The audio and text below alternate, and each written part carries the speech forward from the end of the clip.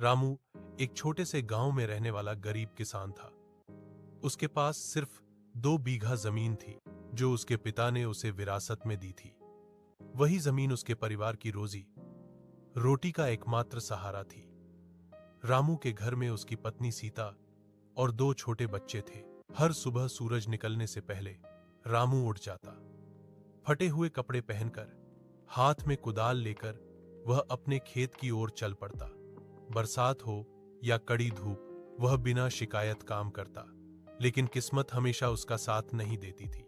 कभी बारिश कम हो जाती तो कभी ज्यादा होकर फसल खराब कर देती। एक साल सूखा पड़ गया, खेत सूख गए, फसल आधी भी नहीं हुई।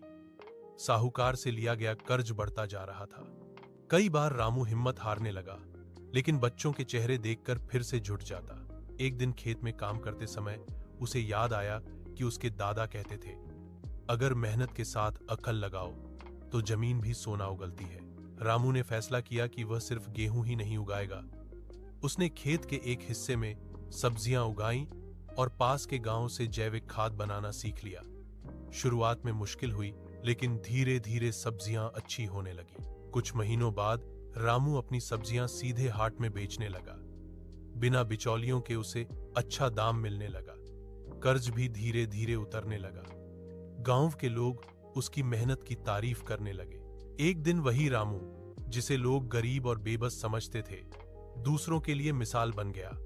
उसने साबित कर दिया कि हालात चाहे जैसे हों, मेहनत, धैर्य और समझदारी से हर किसान अपनी जिंदगी बदल सकता है।